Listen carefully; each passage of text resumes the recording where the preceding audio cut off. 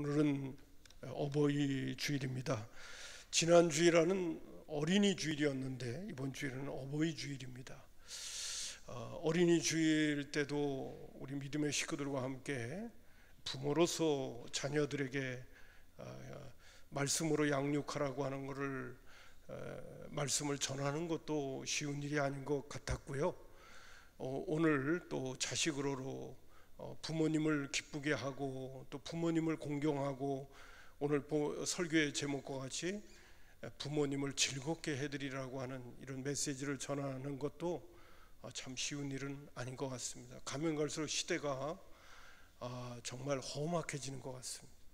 옛날에는 신문에 나오는 내용 가운데는 자식이 부모를 죽였다는 얘기를 신문에 보도를 하면 깜짝 놀래가지고, 아니 저 그런 놈이 다 있나 이렇게 했는데, 우리나라는 윤리 도덕이 그 어느 나라보다도 땅에 떨어져 가고 있는 것 같습니다.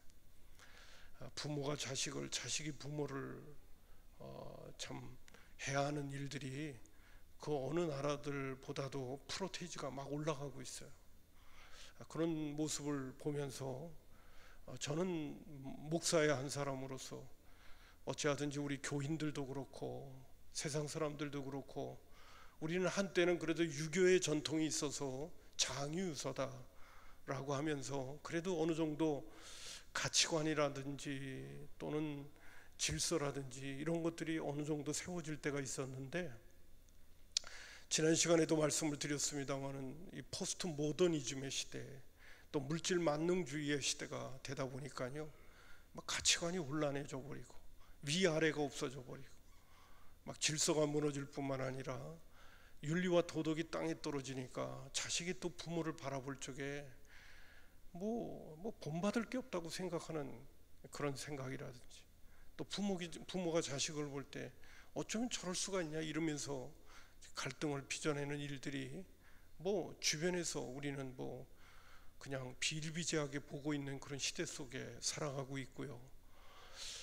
또 특별히 예수 믿는 그리스도인들이 성경적 가치관을 바르게 갖고 정말 믿음으로 신앙생활을 해가야 되는데, 세속의 가치관이 너무 우리 예수 믿는 그리스도인들의 삶 속에도 막 뼛속 깊이 새겨져 가지고 물들어 가지고, 예수 믿는 사람들도 너무 물질주의고, 그리고 정말 성경이 말하는 그 그리스도인의 성공에 대한 가치관이 아니라 세상 사람들이 추구하는 성공의 가치관에 너나 하나 할 거 없이 다 그냥 현혹당해 가지고 가고 있는 이 시대의 모습을 보면서, 저는 정말 우리 믿음의 식구들에게 늘 강조하고 싶은 거는, 하나님 믿음을 좀 주셔서 성령의 기름 부으심을 허락해 주셔서 우리 믿음의 식구들이 정말 하나님의 말씀이 진리임을 알고 그 말씀에 목숨을 걸 수 있고, 뿐만 아니라 하나님의 말씀에 대한 가치관에 대해서 정말 눈이 열릴 수 있는, 그래서 나도 말씀대로 살 뿐만이 아니라 힘들고 어려워도 자녀손들에게 하나님의 말씀대로 사는 것이 이게 사람답게 사는 길이고, 이게 바로 지혜로운 자의 길이라는 것을 부지런히 앉았을 때든지 일어날 때든지 누울 때라든지 자녀들에게, 자녀손들에게 부지런히 가르칠 줄 아는, 그리고 그것에 목숨을 걸 수 있는 그런 부모님이 됐으면 좋겠고, 자녀들도 그런 신앙을 가지고 살아갈 수 있는 자녀들이 되면 얼마나 좋을까, 그런 생각을 가지고 늘 강단에 설 때마다 그렇고 믿음의 식구들과 말씀을 나눌 때도 그렇고, 어떻게 하든지 우리는 성경의 가치관을 가져야 됩니다 라는 말씀을 우리 믿음의 식구들에게 드리려고 하고 있고요. 성경을 많이 인용하는 이유가 사실은 거기에 있는 것입니다. 우리가 성경을 제대로 알고 성경의 사람으로 살아가자 하는 말씀을 우리 믿음의 식구들에게 자꾸 드리고 있는 것입니다.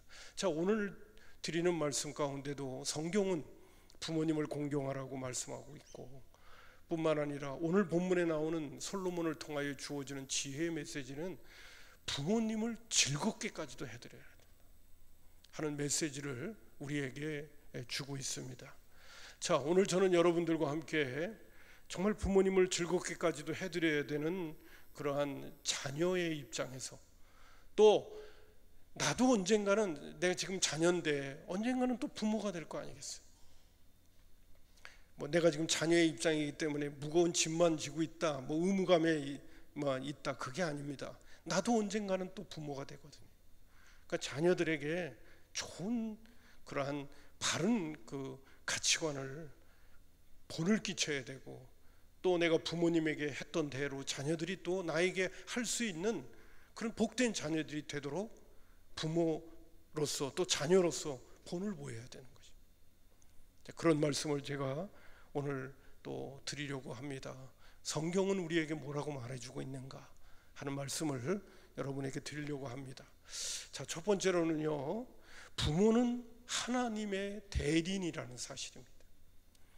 왜 제가 이런 말씀을 이렇게 드리느냐 하면, 성경이 우리에게 부모님을 공경해라 라고 할 때 성경에는 또 그런 표현까지 있어요. 부모님을 경외하라고 하는 말까지 쓰고 있습니다. 경외라고 하는 단어는 하나님께만 쓰는 단어인데, 그 하나님께 사용되어지는 경외라는 단어가 부모님께도 쓰여지고 있다는 거예요. 여러분, 레위 19장 3절에 보면 너희 각 사람은 부모님을 경외하고 나의 안식일을 지키라, 나는 너희의 하나님 여호와니라, 이렇게 말해주고 있어요. 여러분, 부모님을 향해서도 하나님처럼 경외하라는 단어를 씁니다. 경외라고 하는 거는요, 히브리 말로 이르하라는 단어인데, 거기는 그 본뜻은 그런 부분이 있어요. 두려워하라, 공포심을 가져라, 또 존경하라. 그 단어의 뜻을 풀이한다면 그분의 가치에 맞게끔 반드시 예의를 갖추고 그분을 대해야 된다 하는 그런 뜻을 이 경외라고 하는 단어에 사용하고 있습니다. 근데 그 단어를 부모에게 쓰고 있다는 거예요. 자녀들을 향하여 이야기할 때 부모님을 경외하라. 같은 맥락의 내용이 우리 십계명에 나오는 출애굽기 20장 12절에도 내 부모를 공경하라 라는 말씀을 하고 있습니다. 여러분, 십계명 가운데서 심각한 명령이 두 개 있습니다. 하나는 하나님을 향하여, 하나님은 인간관계성 속에서의 얘기입니다.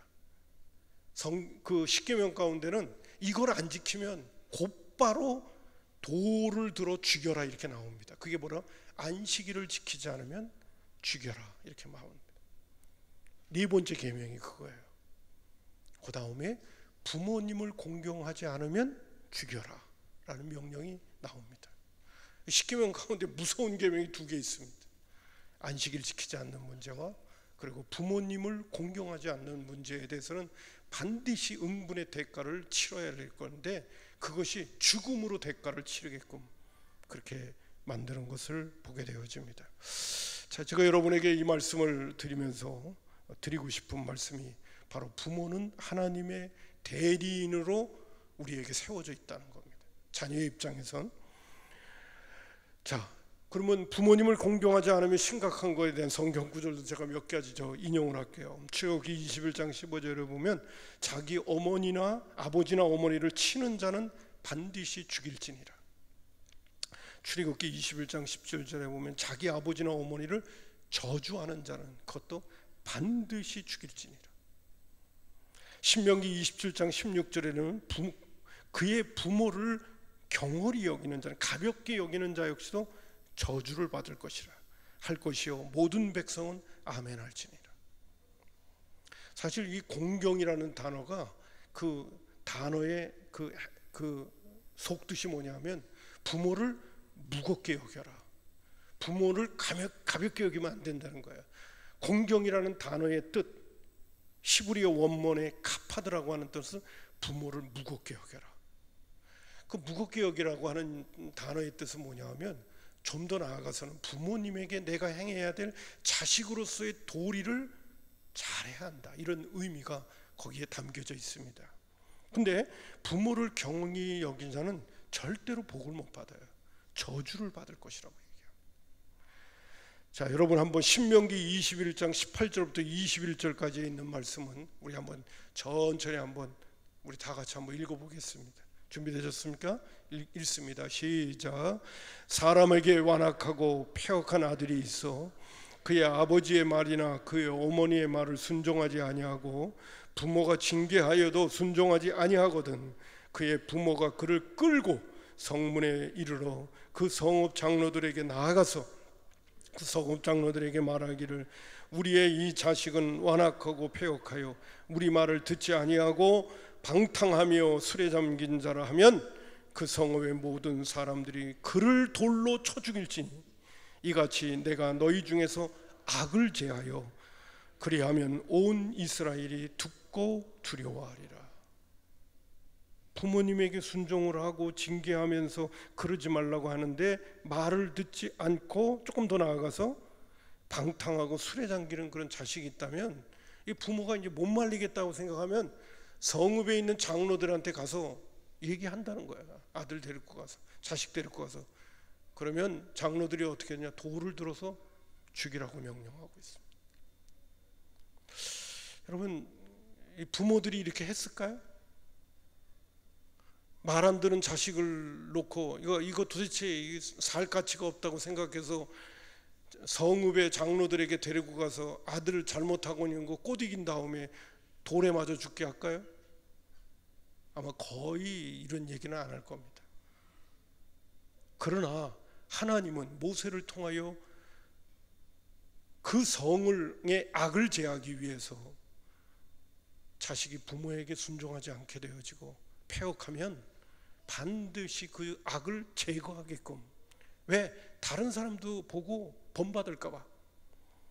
다른 사람도 그런 죄악에 대한 부분이 물들을까 봐. 그 악을 제거하라고 하면서 돌을 들어 쳐 죽이라고 하는 명령까지 하고 계시는 겁니다. 왜 이렇게 험한 말씀을 하고 계실까요? 제가 조금 전에 말씀드린 것처럼 부모는 하나님의 대리이기 때문에 그렇습니다. 그러면 왜 부모님은 하나님의 대리자가 될까요?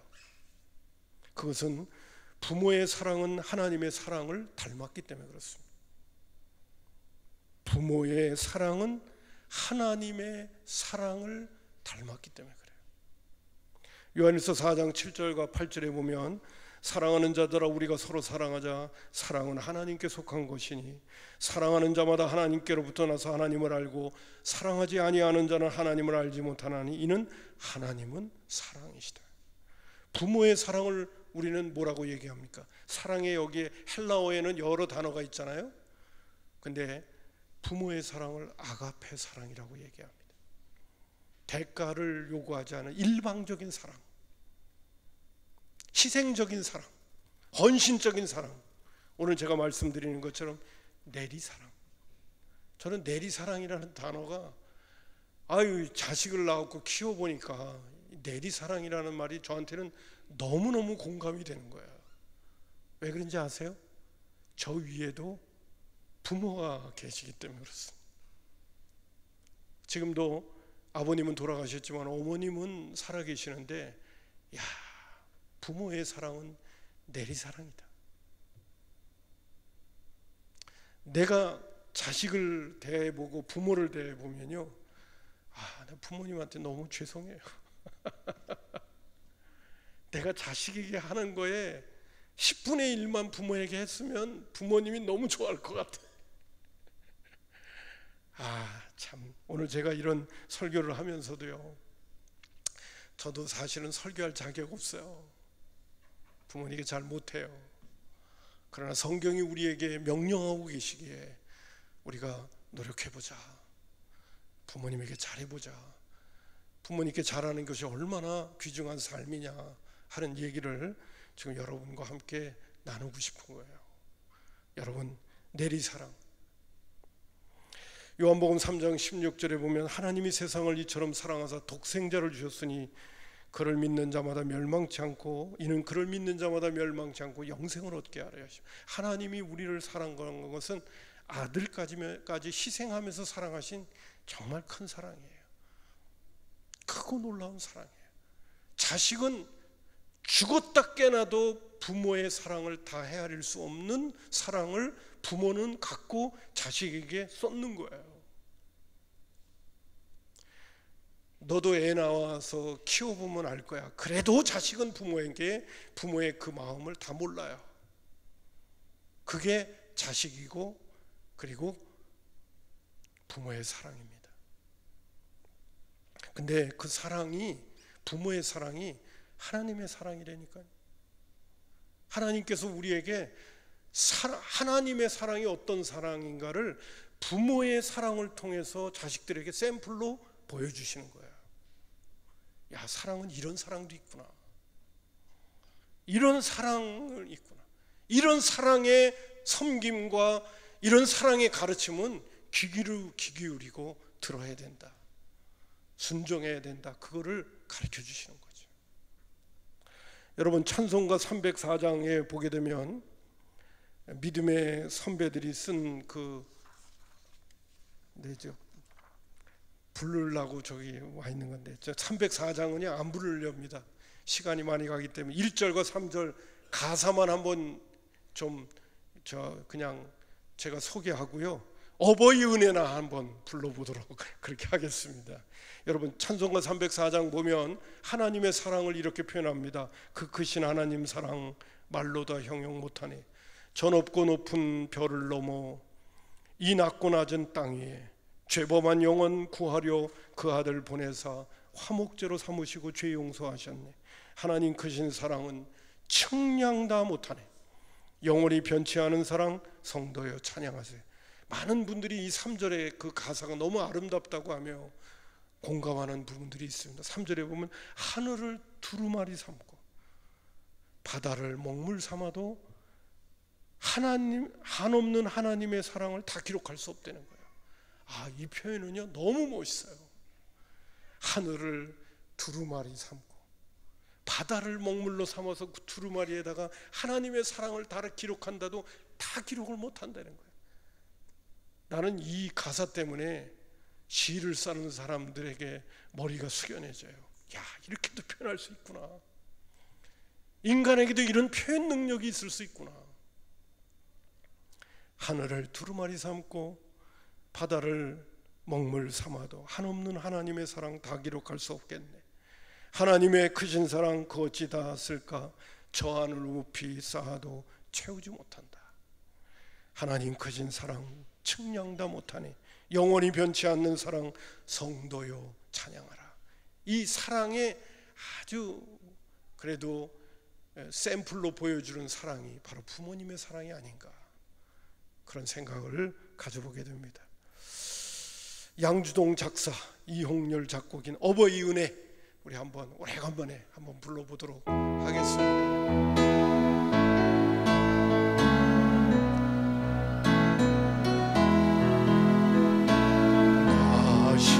죄괴로 다 잊으시고 게으르실 때 밤낮 애쓰는 마음 진짜는 다른 자리 사랑이시며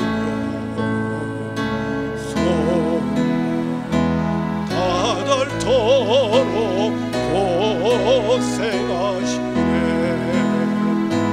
하늘 아래 그 무엇이 넓다리요. 어머니의 인생. 2절도 한번 부릅니다. 안고 올려주시고 자라선 눈길을 기다리는 알을 산 그릇 뗄산 자식 생각에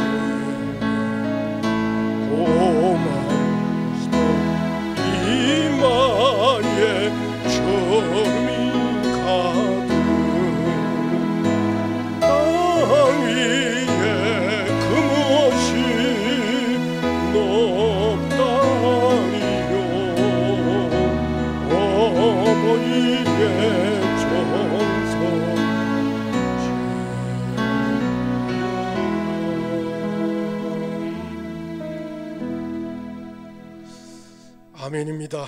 예, 부모님의 사랑을 다시 한번 생각해 볼 수 있는 기회인 것 같습니다. 하나님의 사랑 가운데는 또 하나가 있어요. 그거는 끝까지 사랑하셨다는 표현이 나오는데요. 요한복음 13장 1절에 보면 유월절 전에 예수께서 자기가 세상을 떠나 아버지께로 돌아가실 때가 이른 줄 아시고 세상에 있는 자기 사람들을 사랑하시되 아주 끝까지 사랑하셨다는 그런 말씀이 나옵니다. 하나님이 부모에게 주신 그 사랑이 이 끝까지 사랑하게 만드는 것 같아요. 어떤 때는 저 같은 경우도 자식이 애를 먹이게 되면 가끔가다 우리 옛 어른들 하는 말이 호적 빼서 판다 그러는데 난 호적에서 파는 사람 거의 못 봤어요. 그 말은 뭐냐면 부모는 자식을 끝까지 사랑하는 거예요. 사랑할 수밖에 없어요. 매를 대다가도 대려고 그러다가도 나 아빠가 10번 쉬고 때린다 그러는데 10번 다 못 쉬더라고요. 9번 쉬고 반에 반 이러면서 나가더라고요. 그런 모습들을 보게 되는데 부모님의 사랑은 끝까지 사랑하는 거예요. 변함없이 사랑합니다. 그 사랑이 바로 누구의 사랑이냐? 하나님 사랑이라. 그래서 우리가 예수 믿고 구원받아 하나님의 자녀로 살면서도 참 하나님 마음을 그렇게 아프게 하고 하나님의 뜻대로 그렇게 못 사는데도 불구하고 우리에게 천국 길을 허락하시잖아요. 우리로 하여금 영원한 하늘나라에 들어갈 수 있는 그 자격을 오직 믿음으로 주시잖아요. 왜? 거기에는 깊고 넓고 높은 사랑이 담겨져 있기 때문에 그런 거예요. 그래서 예수 믿는 사람은 평생 감사하다가 가는 거예요. 주님의 은혜에 평생 감사하다가 가는가? 그것이 바로 하나님의 사랑이요 은혜인 줄로 믿습니다. 잠깐만 언급을 한다면요, 또 하나는 뭐냐 하면 부모님이 하나님의 대리인이 되는 것은 권위를 부여하신 질서 때문입니다. 이 말은 제가 그냥 한마디로만 표현할게요. 부모와 자식과의 관계는 우리 스스로 결정한 게 아니에요. 우리 스스로 선택한 게 아니에요. 내가 너한테는 내가 부모 될게 그러고 된 게 아니에요. 자식은 부모는 나는 부모님 내가 선택합니다. 그게 아니에요. 부모와 자식과의 관계는 우리가 선택한 게 아니에요. 하나님이 결정지어 주신 거예요. 왜요? 그거는 권위 때문에 그렇습니다. 여러분, 자식이 부모님에게 잘 순종하는 자식은요, 기본적인 얘기예요. 자식이 부모님에게 잘 순종하는 사람은 하나님께도 순종을 잘합니다. 근데 육신의 부모에게 잘 순종할 줄 모르는 사람은 하늘의 하나님에게도 순종하는 게 생각보다 시간이 많이 걸려요. 부모에게 순종 잘 안 한다는 얘기는 인간적이고 세상적인 고집이 세다는 거예요. 하나님 앞에서도 똑같거든요. 하나님께서 부모를 주셨다는 것은 부모의 말에 잘 순종하면서 하나님의 말씀에 순종하는 것을 배워가라는 거예요. 자기를 쳐서 복종시켜서. 그래서 이런 말씀도 나와요. 요한 사도를 통해서 요한일서 4장 20절에 보면 그 형제를 사랑하지 아니하는 자는 보지 못하는 바 하나님을 사랑할 수 없다고 하는 말씀을 하고 있죠. 저는 이렇게 또 표현합니다. 부모를 사랑하지 아니하는 자는 보지 못하는 바 하나님을 사랑할 수 없다고도 표현해도 과언이 아닐 거예요. 부모님을 사랑할 줄도 알아야 되고 부모님의 말씀에 잘 순종한다는 것은 결국 하나님을 사랑하고 하나님께 순종하는 것을 배워가기도 하고 그런 하나님의 사람으로 세워져 가는 것이죠. 자, 그러므로 왜 우리가 부모님을 공경해야 되고 또 오늘 제가 여러분에게 드리고 싶은 부모님을 왜 즐겁게 해드려야 되느냐? 부모님은 하나님의 대리인이기 때문에 그렇습니다. 대리자이기 때문이다. 자, 그러면 간단하게 또 언급하고 가고 싶은 게 있으면요, 부모님을 공경하는 자가 누리는 혜택입니다. 출애굽기 20장 12절에 보게 되면 십계명 가운데 분명하게 언급합니다. 내 부모를 공경하라. 그러면 내가 하나님 여호와가 내게 준 땅에서 생명이 길리라. 그랬습니다. 이 말은 그냥 문자적으로 해석한다면, 제가 가끔 가다가 어버이 주일날 설교할 때가 목숨이 아깝거든 부모님께 순종하라는 말을 곧잘 드릴 때가 있었어요. 여러분, 부모님을 공경하는 사람은 장수한다는 거예요. 문자적으로는 그렇습니다. 또 바른 말로 또 좀 표현한다면, 그냥 문자적으로만 아니라 네 생명이 긴다는 것은 자자손손이 복받는다는 거예요. 여러분, 에베소 6장 2절과 3절을 보면 내 아버지와 어머니를 공경하라. 이것은 약속 있는 첫 계명. 약속 있는 첫 계명. 하나님이 약속을 걸고 명령하시는 거라는 거예요. 부모님을 공경하면 하나님이 반드시 이렇게 응답하신다는 거예요.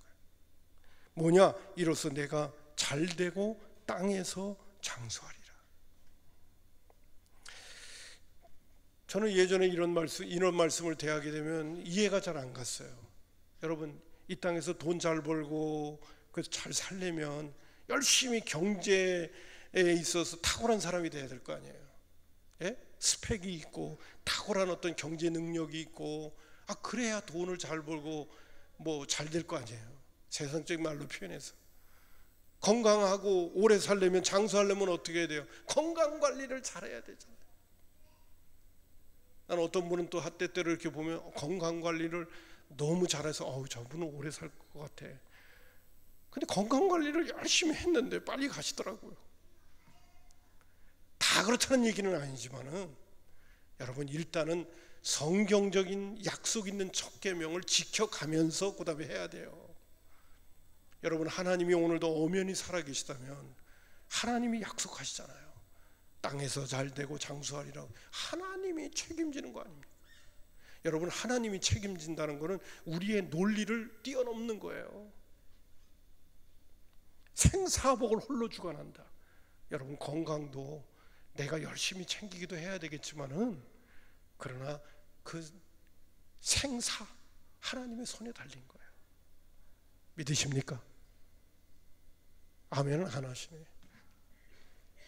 여러분, 땅에서 잘되고 장수한다는 이 복이 하나님이 도와주겠다는 거예요. 그런 줄 아시고요. 여러분, 이 땅에서 내가 복된 인생을 정말 살고 싶다면 부모님에게 잘해야 됩니다. 부모님에게 잘 못하면서 내가 땅에서 잘되고 장수할 생각을 하는 사람은 어리석은 사람이에요. 여러분, 성경에 나오는 말씀을 진리로 여겨야 돼요. 우리의 인간적인 갖고 있는 과학적인 논리를 뛰어넘는 거예요. 하나님이 도와준다니까요. 일을 행하는 여호와, 일을 지어서 성취하는 여호와, 만군의 여호와가 내가 이루노라. 여러분, 일을 지어서 성취하시는 하나님. 이렇게 하면 돈 잘 벌 것 같지? 아니요. 하나님이 파토놓으면 안 돼요. 그러나 안 될 것 같은데 하나님이 도와주시면 되는 거예요. 너무 제가 요행수 같은 얘기를 여러분한테 드리는지 몰라도, 믿음의 선배들 가운데 보게 되면 하나님이 주시는 은혜들을 생각하면요, 하나님이 도와주시는 거예요. 하나님이 도와주시는 복을 받는 인생이 되기를 주님의 이름으로 축복합니다. 요새 역대상에 나오는 다윗이 고백하는 거 보세요. 오늘 아침 말씀도 보세요. 하나님이 도와주시네. 사람을 붙여주는 거 보세요. 어이구, 하나님이 도와주시네.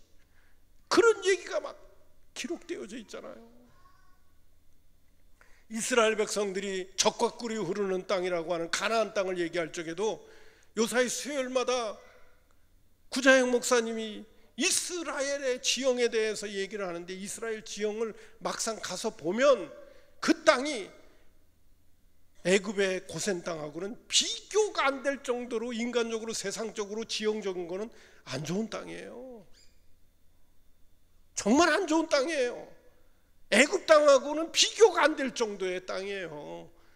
척박한 땅이에요. 근데 하나님이 보호하시는 땅이래잖아요. 이른 비와 늦은 비를 때를 따라 하나님께서 주신대잖아요. 할렐루야. 요번에 제가요, 저 시골에 가서 사실은 저기 백주년 교회 이재철 목사님 교동협의회가 있어서 이제 오래간만에 이제 퇴직하시고 은퇴하시고 가서 사시는데, 이제 우리 이제 합정동에 있는 목사님들이 인사 한번 드리러 갔어요.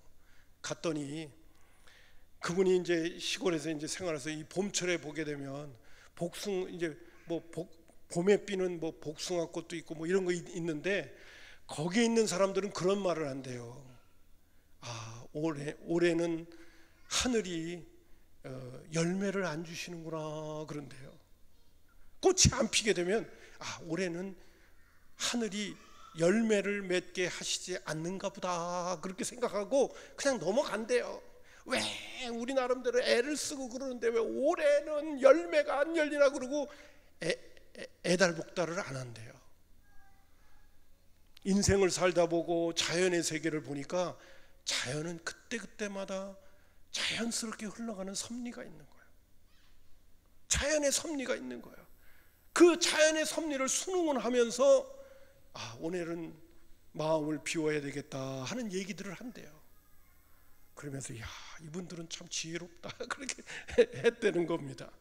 여러분, 인간이 노력해서 하는 거는 그렇게 크질 않아요. 여러분, 예수 믿는 이유를 여러분들도 여러분 나름대로 믿음을 갖고 사시죠? 아멘입니다. 하나님이 도와주셔야 되는 줄로 믿습니다. 내가 아무리 노력하고 수고하더라도 하나님이 도와주시지 않으면 안 되는 거예요.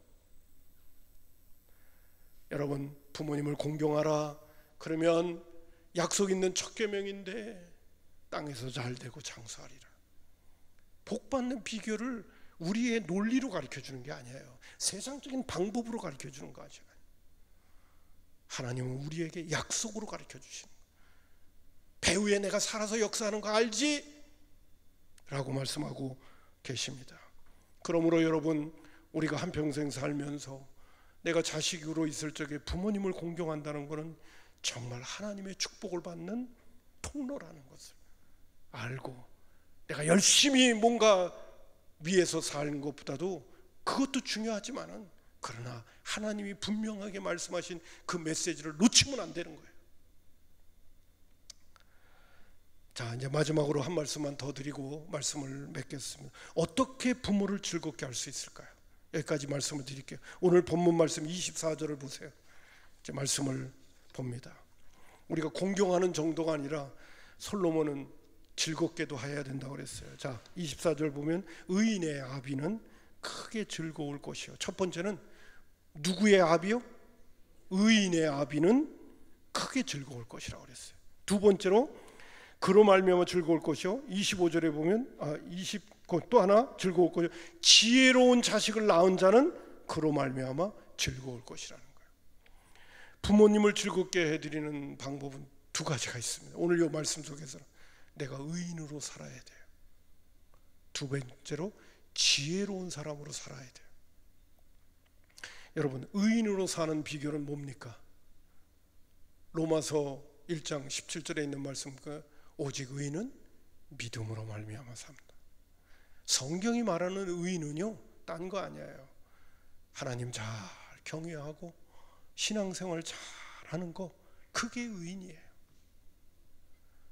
아무리 세상적으로 뭐 이런 거 해다 하더라도 부모님을 즐겁게 해드리는 비결의 첫 번째는 뭐냐? 믿음 생활을 잘해야 되는 거예요.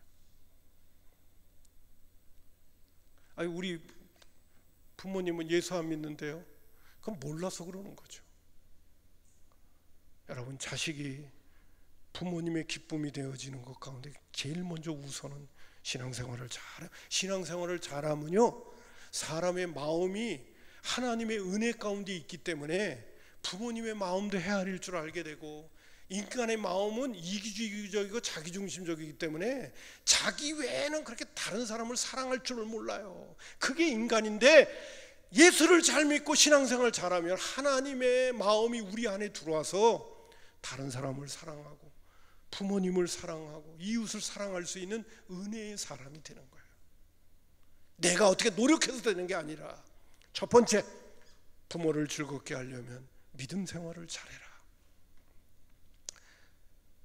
두 번째, 지혜로운 사람이 된다는 거는요, 저는 전하는 대로 지혜로운 사람 두 가지만 그냥 얘기할게요. 제가 알고 있는 상식으로는, 첫 번째, 부모에게 짐이 되지 말고 행복하게 잘 살아라 좀. 에? 행복하게 좀 잘 살아다오. 좀 부모에게 부담 좀 주지 말고. 그게 첫 번째 지혜로운 것 같아요. 부모님을 즐겁게 하는 것 가운데는 부모님에게 근심이 되지 않는 삶을 살아야 돼요. 여러분, 때때로 사람들이 그런 얘기를 해요. 아유, 아들들 다 결혼시켜서 이제는 괜찮겠네요. 괜찮긴 뭘 괜찮아요. 결혼하면 그 다음 또 있는데 이거 뭐 부부끼리 잘 살아야 되고 애 잘 낳고 잘 키워야 되고, 아이고 걱정은 죽을 때까지 있는 거예요. 부모는. 여러분, 어떻게 하든지 지혜로운 인생을 산다는 것은 자식으로서 부모님을 기쁘게 하려면 행복하게 살려고 하는 그런 지혜로움이 있어야 되는 줄로 믿습니다. 부모님에게 짐이 되지 않도록 해라. 두 번째로는 부모님이 기대하시는 것 가운데 하나 좋은 게 있다면 저는 그렇습니다. 지혜로운 자식은요, 부모님 마음을 헤아리면서 부모님을 너무 혼자 내버려 두지 말아야 돼요. 부모님과 함께 전화도 자주 좀 하고요. 저 전화 잘 아들한테 하는 거에 10분지도 잘 못해가지고 할 말이 없습니다만은, 부모님에게 전화도 자주 하고 부모님과 함께하는 시간들을 좀 많이 갖도록 노력해야 돼요. 나이가 들면 외로워지십니다. 자식을 사랑하다 보니까 자식들과 함께 있고 싶은데 못 있는 것, 그 어려움이 있거든요. 부모님을 기쁘게 해드리고 즐겁게 해드리는 것 가운데는 부모님과 함께하는 시간을 좀 가지면서 부모님과 신앙의 얘기도 좀 하고 믿음에 대한 얘기도 하고 인생을 살아가는 지혜에 대한 얘기들도 이렇게 나누면서 같이 밥 한 끼라도 더 같이 먹을 수 있는 그런 기회를 갖는 게 부모님을 기쁘게 해드리는 거예요. 아무쪼록 여러분, 오늘 솔로몬은 우리에게 말해주고 있습니다. 부모님을 기쁘게 하려면 의인으로 살아라. 두 번째로는 지혜로운 사람으로 살아라. 지혜로운 사람으로 살려면 내 앞가림을 잘해야 되고, 그리고 부모님과 함께하는 시간을 소중하게 여기면서 부모님을 챙길 수 있는 그런 자식이 되거라. 그러면 부모님은 기뻐하시는 거예요. 즐거워하시는 거예요. 뭐 대단한 거를 해드려야 즐거운 게 아니에요. 부모님에게 짐이 안 되고, 그리고 부모님을 함께하는 시간을 자주 가지면 그것이 부모님의 기쁨이 됩니다. 저는 어떤 때는 이렇게 건강의 문제를 생각하면 건강의 문제를 생각하면요, 자식들에게 짐이 되면 안 되는데 그런 걱정이 들 때가 있어요. 여러분 다 갖고 계시죠? 자식을 사랑하니까 자식에게 짐이 되면 안 될 텐데 그런 고민이 있어요. 여러분 열심히 저와 여러분들도 하나님 잘 경외하고, 또 육신의 부모님 아직 살아계시다면 부모님 잘 공경해서 땅에서 잘 되고 장수하는 과정을 통해서 또 내 자녀손들에게도 짐이 되지 않도록 해야 돼요. 하나님의 은혜 속에서 살다가 가야 될 줄로 믿습니다. 기도하겠습니다. 고마우신